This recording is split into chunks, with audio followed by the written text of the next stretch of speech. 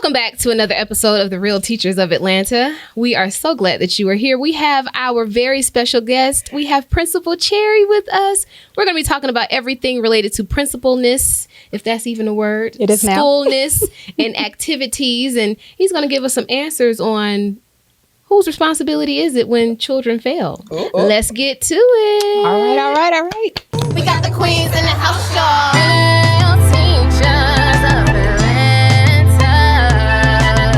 Hi, I'm Mrs. P. Smith, the Mama Bear at school, your favorite ELA and SPED teacher, but always teaching my students about business.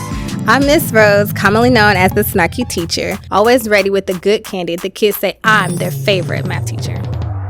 After school, it's lights, camera, action. During school hours, it's Miss Carter, the life science teacher saving lives.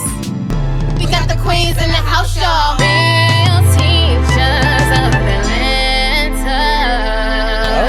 All right, thank you so much for joining us, Principal Cherry. Thank y'all for having me. Yes.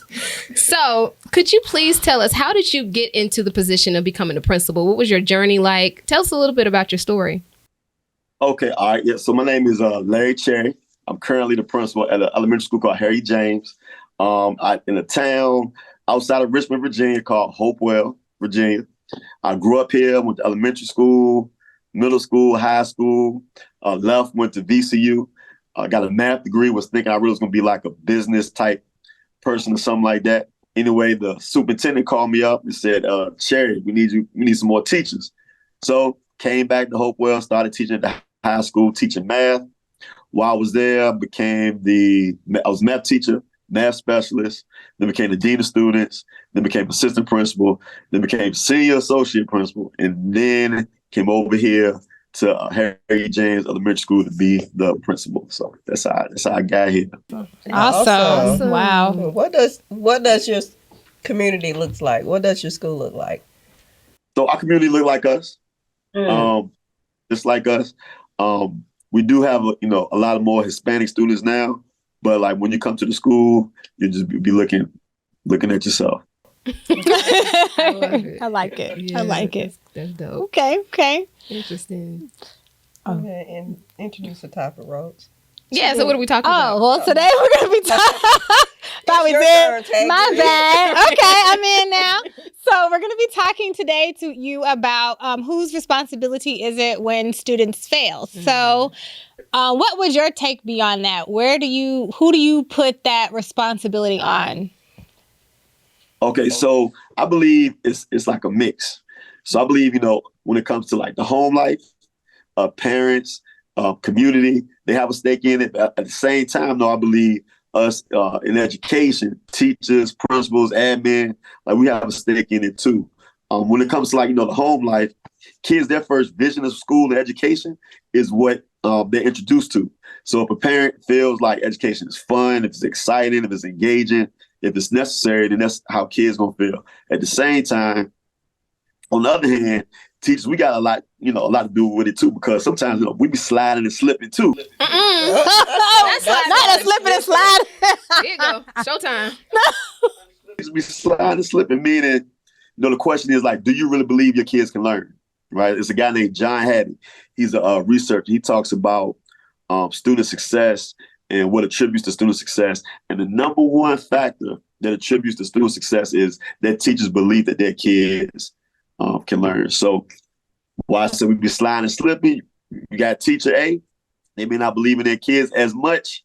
And the question is, do you want your kid in that class? Probably not.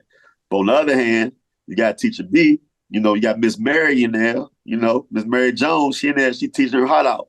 She believes that all her kids can learn. So that's the class you really want your student to be in. So it's a mix. It's a mix. You really can't pinpoint one particular thing. We can just try to improve all of them. Yeah, I think that's really important when you're talking about the level of expectation that the community has, the parents have, the principals and the teachers, because like I say every episode, if the community, if everyone is not believing that the students can actually achieve and reach for the stars, I know it's kind of cheesy, but if there's no expectations, then the children aren't going to rise to that. So I think that's very important before anything else. Yeah, I agree with that. Very important. That's why here at the school we have we have a line, a motto. That was one of the first things when I got here. Someone have like a motto, like what is it that when you hear Harry James, like what's the thing you know? Which is the motto. Harry James is the best school in the world. Every kid believe it, every parent believe it, every teacher believe it. So, we try to set that high expectation up there to let every kid know like you can do it. Every teacher know that, you need to put forth your best effort and you can do it too. Same thing like with myself. The same way I hold everybody else accountable, I hold myself accountable too. And the community too. Yeah, I like that trickle down where you're saying, okay, I'm holding myself accountable. It makes it a lot easier to hold others accountable too. So what do you do, or how do you kind of spread that same energy or concept to your teachers, and how do you see that reflected? Yeah, so I started the year with this thing called an avatar, right? So what an avatar is, for people that don't know, is like a character build. So I said, all right, how when a person sees somebody at Harry James, a teacher, like what's the qualities of that teacher? So me and my AP, we talked about it, put it on the board. We wanted to be, loving, caring, see the best in kids. We want them to be real intentional when it comes to planning, a whole bunch of stuff. And what we decided to do was everything that we do during the school year is geared to building this teacher when it comes like the PD, when it comes to experiences. For example, like the first thing we did this year, guess what we did the first PD was? Oh, gosh. What? Bowling. Okay, I love that. So okay. I hate to cut you off, Principal Chair, because most teachers, when we're talking about PDs, it's usually us sitting in a room after a long day. It's usually some generic PowerPoint. Mm-hmm. So yes, tell us about floating around right now. Not the float. Yes, we did have a PD where it was. We'll tell you about that later. But yes, tell us about the bowling experience. This is exciting. Right. This is why we went bowling. All right. So most people learn from other people, right? So now the question is, how do you learn from somebody else? Like you got to trust them. You got to be some type of relationship there. All right. So now the question is, how can I get teacher A, who's a great teacher, to be able to share with teacher B and they help each other? Because I can't be everywhere, right? So only way they can do that is if they have a relationship. Mm-hmm. So how can you get them to have a relationship? Put something in place. So guess what the first thing was? We realized, well, nothing gonna be accomplished until everybody, one, get to know everybody in the building, get to have some fun, laugh, food. We do fellowship, you know what I'm saying? So we go on the first couple of days of PD, we having fun. So we went bowling. And that was the whole thing. Don't bring your phone. Don't bring your laptop. Don't bring nothing. You got to come. If you don't want to bowl, you can play cards, spades. You know what I'm saying? Okay. That's what I like. I need to come. I know. We might have to take a flight. But I do think that's successful. My principal did something similar to that on our first day of school. I thought it was great. Shut the whole school down, and it's just that team building piece, because these are the people that you're going to see every single day for the next 180 days. So it's very important that you try to formulate some type of relationship, because like you said, it takes everybody. What can you learn from that next teacher? Yep. And speaking of teachers, I hear you said that you guys build an avatar to draw in what you wanted your teachers to look like in your school. Right. Now, we know that there's a teacher shortage. Mm-hmm. And some principals, I don't want to say they just go and pick up any old body. I'll say it for you. They kind of are. They really are. Yeah. That's what's available. What's the word they say every time? Dick and Harry. So how are you being successful? I know that you have your avatar, but, sometimes we could, come in and put our best feet forward when we're interviewing.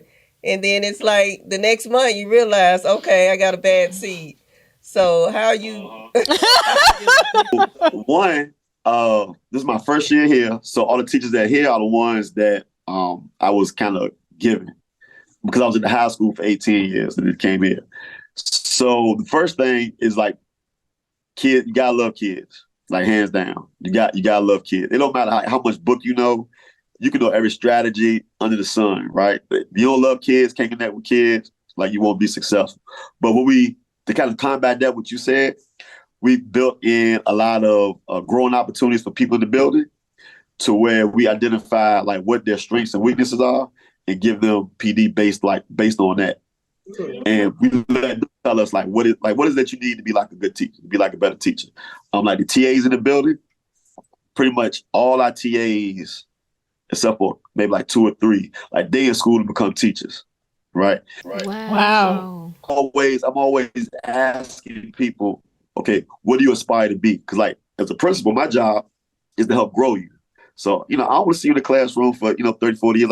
Like you want to be a specialist, reading specialist, teacher, math coach, interventionist. Like, what do you want to be? So in the long run, that helps me, right? Because I can't do everything. So now I got people in the building taking up other responsibilities because they striving to be something further. So we kind of create like 6 TAs in the building that's in school now. So like they in the pipeline, and like they're gonna learn the HEJ way. Like this is how we do it. This is what it is.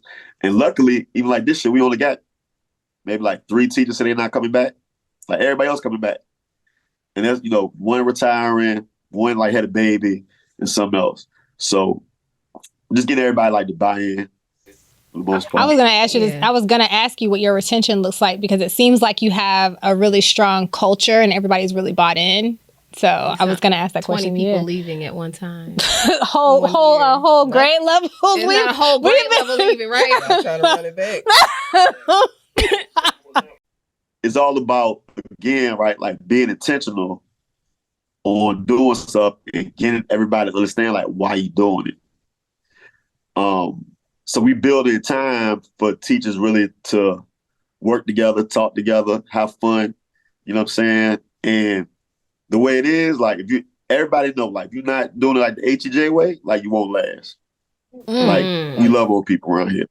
If you stick out like a sore thumb, it ain't gonna work. You know what I'm saying? How does that come do it our way, or it's gonna be so uncomfortable for you that you just gonna leave. But I do take pride in like growing people, because I don't think nobody want to be bad for real. Sometimes they just not heard. Yes. I was going to ask you, how do you think that what you're doing at the elementary school level with the teachers, how does that culture maybe translate to the middle and high school that your students will feed through? Man, I'm scared, because I'm gonna tell you why. Hi. I'm so unconventional that a lot of people don't do stuff my way. Oh, okay. So even like now, we have like half of the 5th graders want to stay. You know what I'm saying? Because they find a success here. Like they love being here. So it's, all y'all got kids. Well, I don't say y'all got kids, but people got kids. Right. Understand? That first time, like your kid gotta go to like the babysitter, that feeling you get, like that's kind of like the same thing here, what we feel about the babies here. You know what I'm saying? So I don't know. That's really good, and we're really glad that you're on, because you give a different perspective to what leadership really looks like. Because there are so many teachers that are leaving the profession, like it's a mass exodus as you've seen, and a lot of teachers just don't feel supported by leadership. But it seems as if, with you being on here, it shows that, hey, you can have a principal that cares. You can be in an environment where you're able to grow. You're not ridiculed or belittled or made to feel like you're not doing your job. So kudos to you. Yeah. Yeah, absolutely. This is what I take pride in too. And I tell everybody to try to do this. So, and people do it, they do what they want to do. But I speak to me and my AP, speak to every person every morning. We start on one side of the building at 8:30, go to every single classroom. Good morning, good morning, good morning, good morning, good morning. Through the whole pods, cafeteria, custodians, every day. So everybody can really, again, we can't expect teachers and everybody else to speak to people, and like we're not doing that. Yeah, I like that you bring that up because I know there's so many studies where they're polling teachers and surveying teachers and asking them why they have left. And one of the top 2 reasons is because of leadership or guidance. And I feel like you're definitely trending in the opposite direction where you're saying, no, I want to bring everybody in, and you're creating that sense of community within this school. Does that feed out to the rest of to the community that you're serving? Yes, man, let me tell you something. We have parents in here tripping all the time. Trouble, man, they sit down, they stay for like an hour, sit down, talk, chit chat. We talk to parents, just like we talking here. It ain't a whole bunch of, well, excuse me, sir. I think that John, let's get to it, right? Because at the end of the day, I try to tell them, because I had the high school experience, I can see what can happen to your kid if we don't get a handle on it. And the stuff that we doing it out of love. You know what I'm saying? But yes, we're a straight community school. Try to let everybody know that, again, like sometimes the narrative is like Black parents don't care about their kids, right? Changing that narrative. We do this thing called the hedgehog huddle. Parents come in once a quarter. We sit down. We tell them exactly what they need to work on with their kids at home, right? Because, again, some of these tests get a little tricky. For example, kid might have to count 1 to 20 without stopping, right? If your kid stop at 15 and get a little shaky, then it stop at 15. So you as a parent got to make sure your kid can count 1 to 20 without stopping, period. So really just showing them what they need to go over at home. We have parents in for lunch all the time. Christmas, Thanksgiving. Man, y'all should have came for Thanksgiving. We did Thanksgiving. All the parents came in. I had the cafeteria. They cooked turkey, stuffing. I said, put a little seasoning on that stuff. You know what I'm saying? Like make it feel like home. You know what I mean? The 5th graders got more food. Because kindergartners get the same amount as the 5th graders. 5th graders got more food. Man, it was packed around here. Same thing for Christmas. Dressed up like Santa. We had Santa Claus. We had Miss Claus. Where were you 5-6 years ago when I first started teaching? I'm trying to tell you, we should have been teaching up there. It seems like you're very approachable. I'm a proud member of the Omega Psi Phi fraternity. Okay. Brought toy. Every single kid in the school got a toy for Christmas. Every kid got a toy. So just really try to make it like a community school. And then, like I said, if you look at my social media, like Larry the Educator, it's about like really putting the story out there, like what's going on, so people can really trust and value like education again. Right. And again, and that's very important that you say that, because people have lost the zest, the trust in education, in teachers and APs, leadership is so broken now. I think that this whole conversation is just so refreshing that I'm hoping that teachers, when they do see this podcast, that they can kind of like, okay, what's going on at my school is not normal. So I need to find something that this is what education is supposed to look like. Yeah, absolutely. You're a good teacher, come to Virginia. Hey, you all heard Principal Chair. If you all, I don't know. If you find me a middle school spot, I don't know. Elementary a little too little. My mouth a little slick. But it seems like you got the leadership piece down. You have the teacher piece down. It looks like your school has it pretty much put together. Okay, and I hear that you taught. You was a principal at a high school. So let's talk about the curriculum. Let's talk about what kids are being taught. So I was watching, I guess you could say, a documentary on Netflix. I think we're all familiar with Killer Mike. Mm-hmm. So he has a documentary on Netflix. What is called Trigger Warning. And one of the episodes, he goes into the school and he talks to the kids. He's very unconventional. I heard you use that word, unconventional. So if you know Killer Mike, then you know he's very unconventional. So he asked the kids what they wanted to be when they grew up. And, the senses were, I want to be a president or I want to be a scientist. And he tells the children, no, you can't be that. That's not what you're going to be. So his thing is kids should be able to know how to build. Like where the world is now. So kids should be able to know how to use their hands. We should be teaching those skills in school. Mm-hmm. How do you feel about that? Yeah, I think it's a mix. I think it's a mix of like both. Like you got some kids who want to build, you got some kids who just like brainiacs. So really finding like what gift that kid has and going like taking them in that path.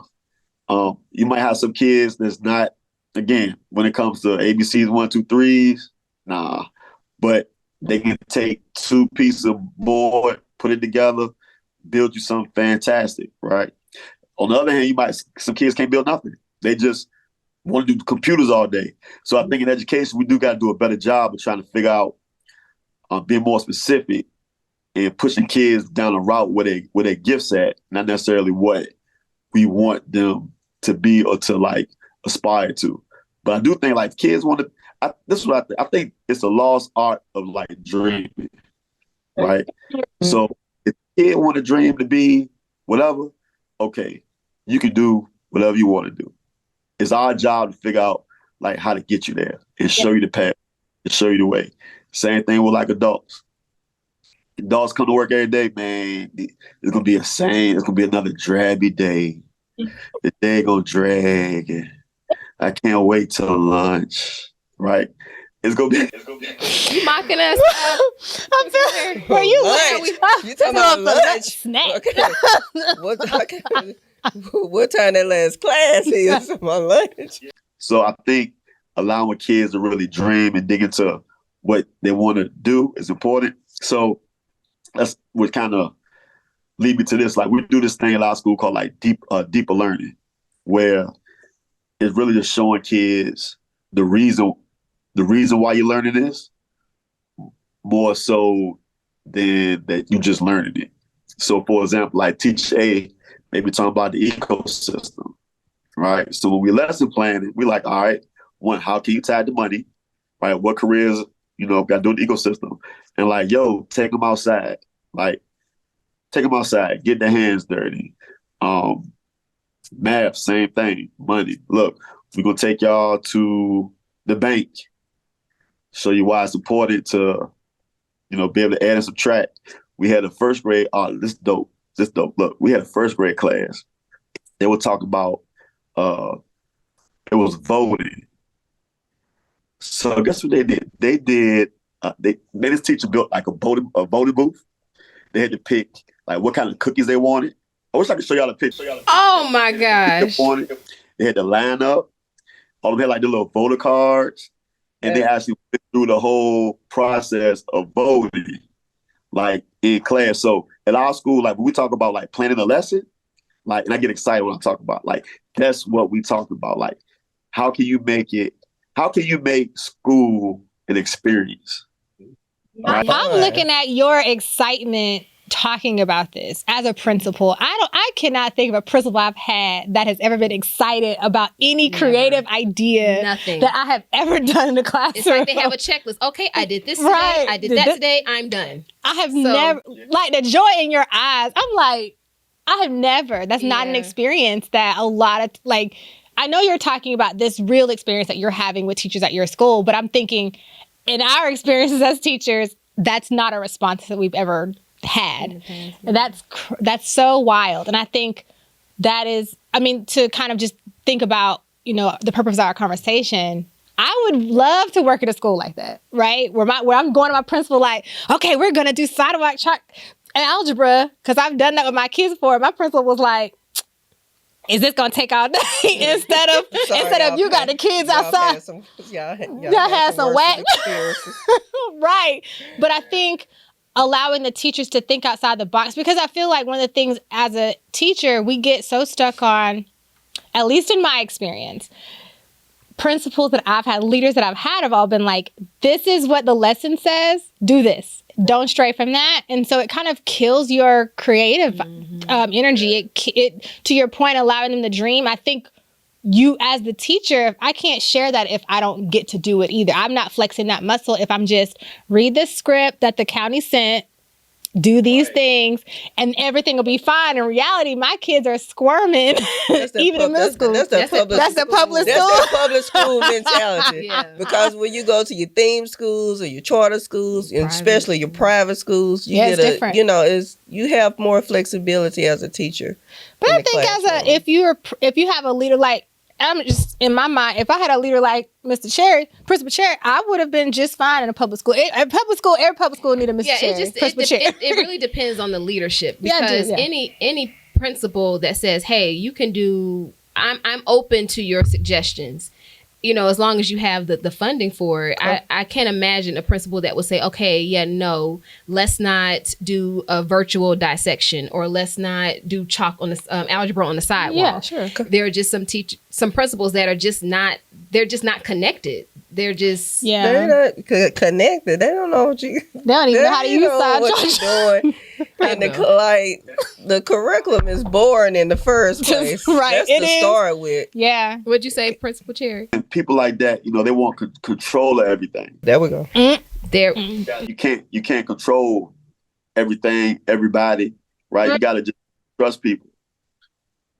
That was it. You got to trust them. And that's the thing. I think a lot of, I know for me, I never felt trusted in my class. Well, yeah, you're right. I didn't feel trusted. But I do now. I feel trusted. But before, no. I think that matters. I felt trusted. We got a 3. I think. Not at that school. Not at that school. Yeah, definitely not at that school. Yeah. But now that we're talking, let's dig a little more about leadership. Because these girls, they had some terrible experience. I think we've all had terrible experiences in leadership. Like all three of us got a lot of stories we probably could share. I know that we could share. But speaking of leadership, I know this has been a conversation a lot when we have these evaluations and the APs and the principals come in and you're marking off your checklist. And some of you all have never taught in a classroom before. We have an issue with that, because how you are in here dictating how we supposed to teach and you don't know what it looks like yourself. Yeah, I agree. Like when it comes to that, so I'm real, I gotta put it, I think everybody gotta know the expectation, right? So I don't think it's fair for me to come in and evaluate you if I've only been in your class 2 times out the year.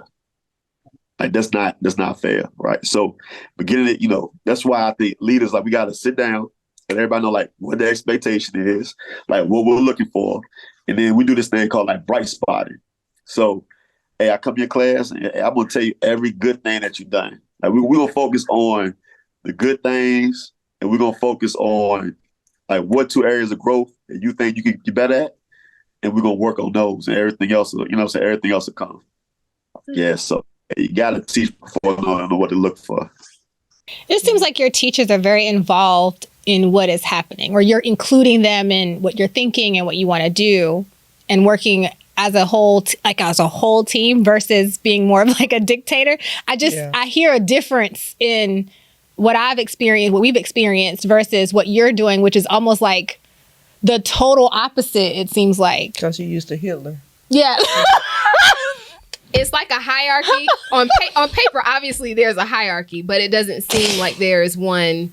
I don't know if that makes sense. Like, yes. Everyone knows, like, okay, at the end of the day, you are the principal of the school, but you're in the trenches with the teachers. Like, for example, there have been experiences where kids are going down the hallway, cursing, just acting a whole fool. Our principal is standing right there, and I say, "Hey, our principal is standing right there. Who is that?" Yeah, they've never seen this woman ever. Mm-hmm. Yeah, don't even know. That's insane to me. Right. So it's very important for a principal to be visible, to be personable, to, like you said, speak to all of the students. To make just not in the office all day. Right. Come out your cubby. Now, to go back to what Joy is saying about the kids acting a fool in the hallway. Now, when your teachers call you, because I had a principal, I'm going to cut the principal some slack this time. I had an AP. Okay, we'll run into the AP. I had an AP tell me don't call them about this student today because they being means.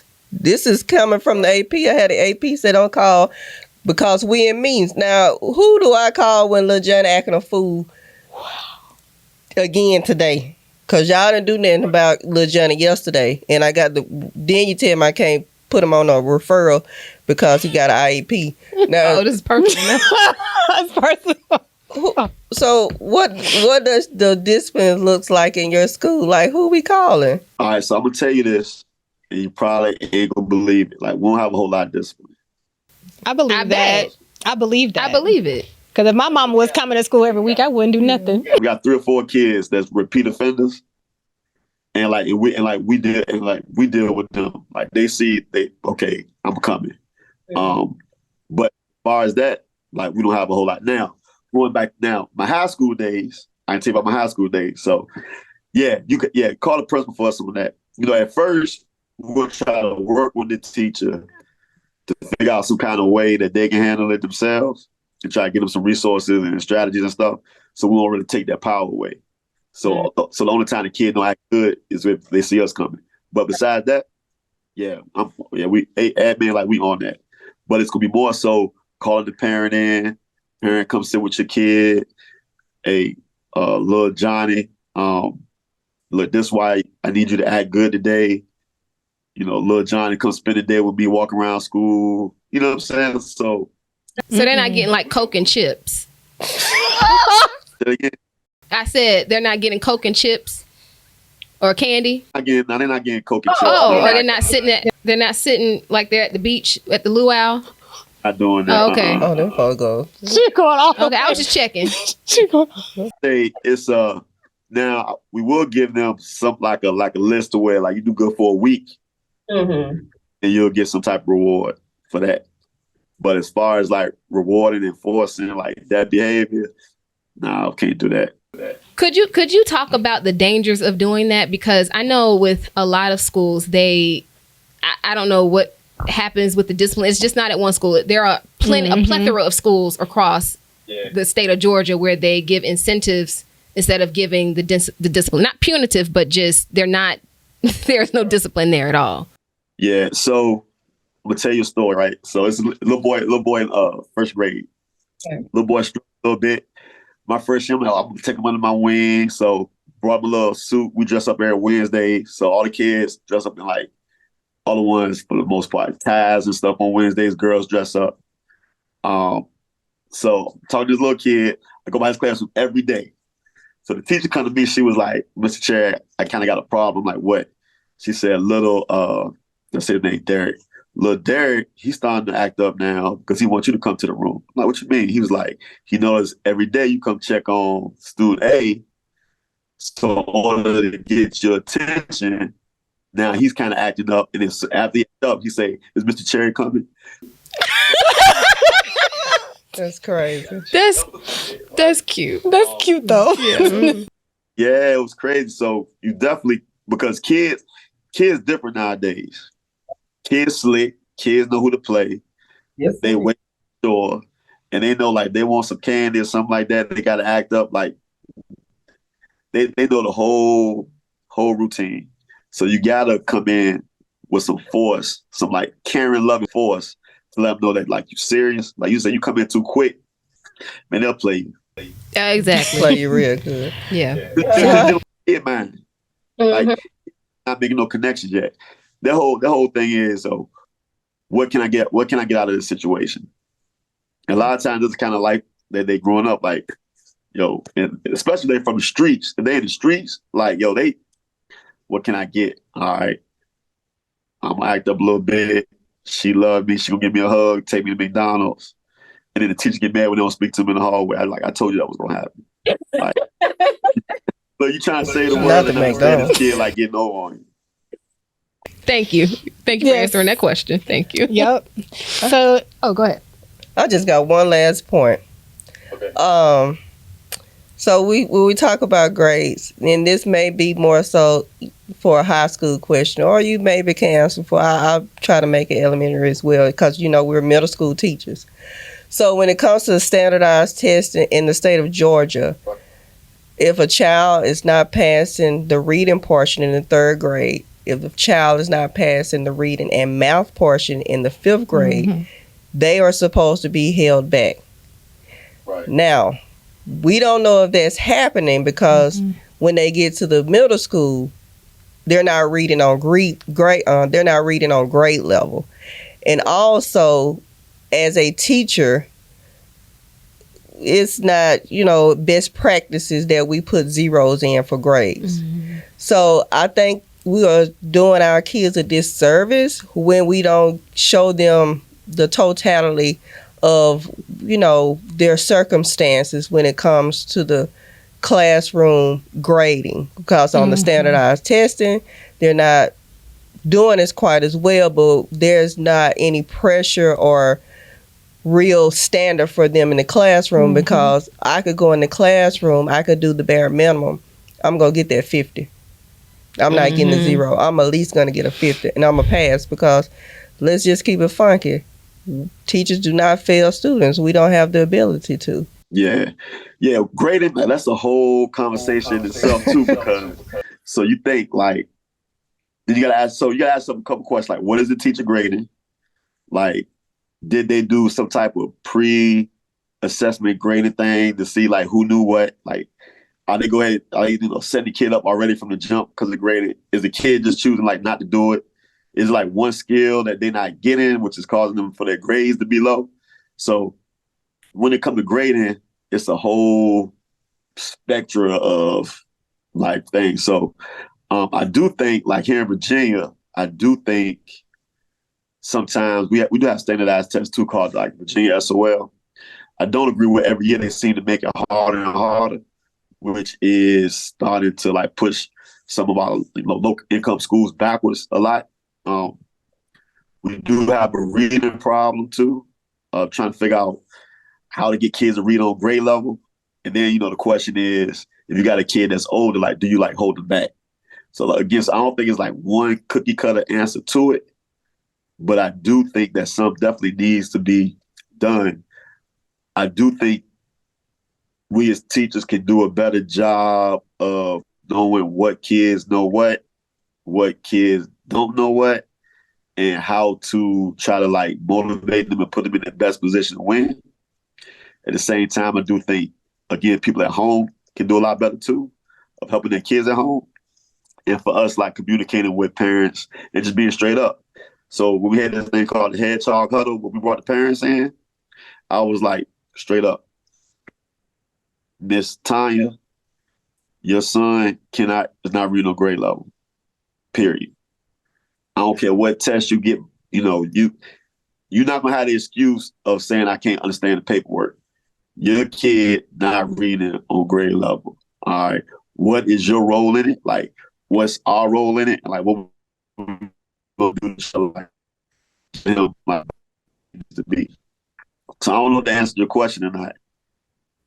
But that's it's not a one answer fits all. It seems like it's a communal effort. It's what standard are they on? Was it one standard that they missed? Why aren't they doing the homework? Are they bored? Are they not being challenged enough? It's just a lot. Yeah, I think you tapped on it a couple times when you're talking about that foundation that students have at home. And then teachers when the student gets to, grade school and they get to kindergarten, then teachers being able to kind of reinforce and then, build upon that. I think we talked about that a little bit. I think that kind of, I don't feel like that's an answer, but I think that's a start. It's figuring out how public education or whatever can support parents in helping their students before we get to kindergarten, before they get to elementary school. I think will at least be a beginning. I think being honest is also important. Yeah, for sure. At least know the sight words. Yeah. What position can you put that kid in to be like successful? All right. Can you, because everybody know when you do something good and somebody tell you like you did something good, you feel good, you make you want to do it even more. So like, for example, if I'm telling y'all, I'm like, man, this podcast is a bomb.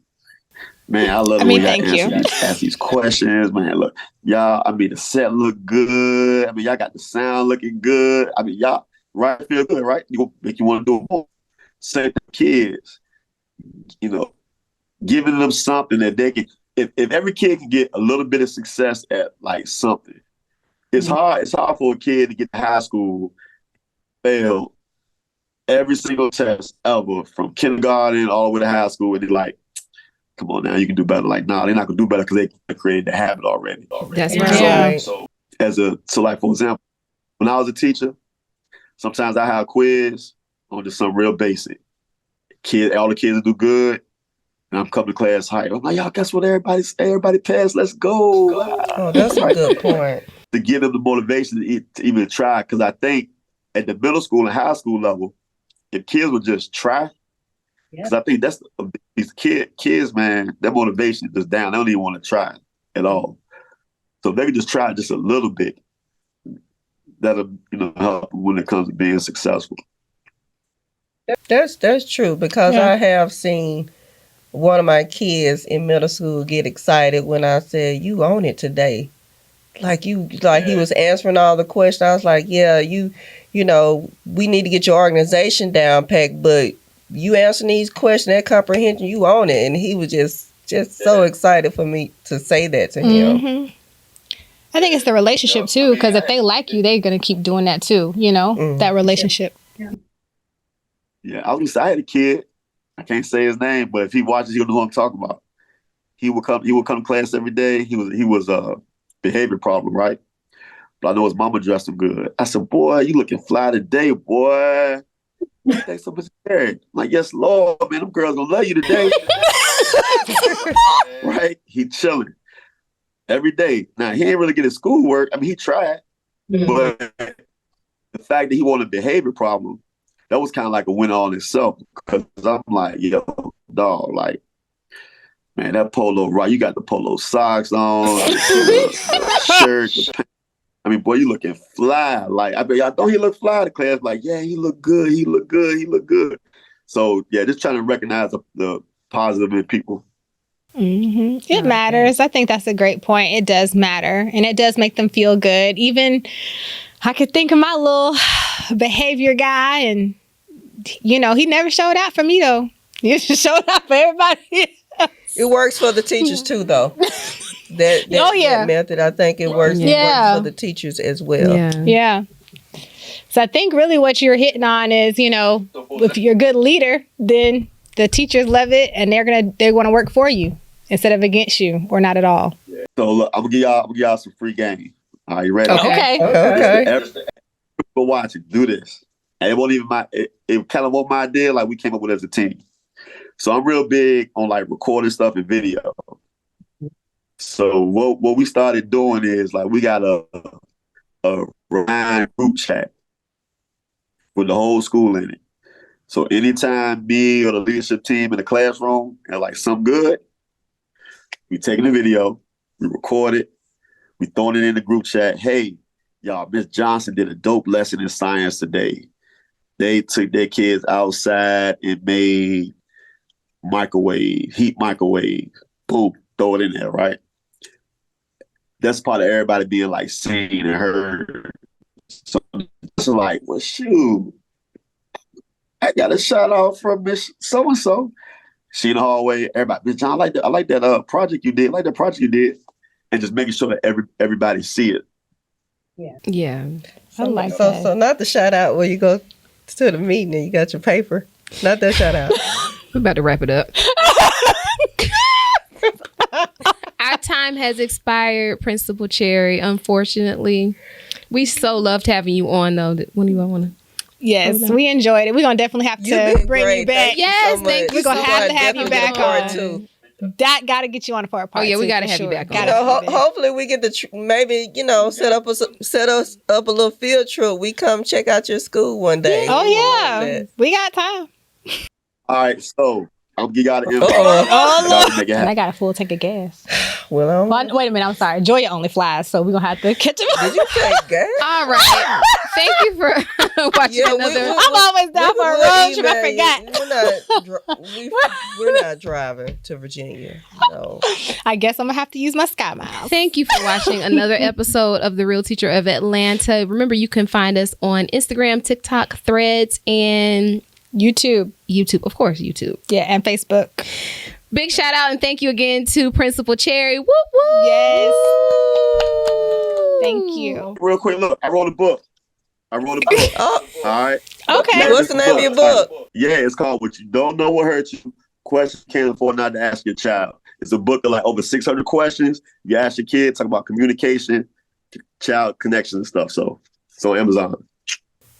Oh yeah, we're gonna have to definitely put that in the link. Oh yeah, we'll get that information from you as well. Absolutely, Yeah. so we can promote. Absolutely. Yeah. I like that. I have to give her a few copies. All right, ladies, that's it. All right.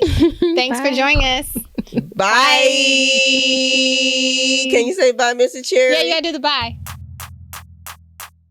No.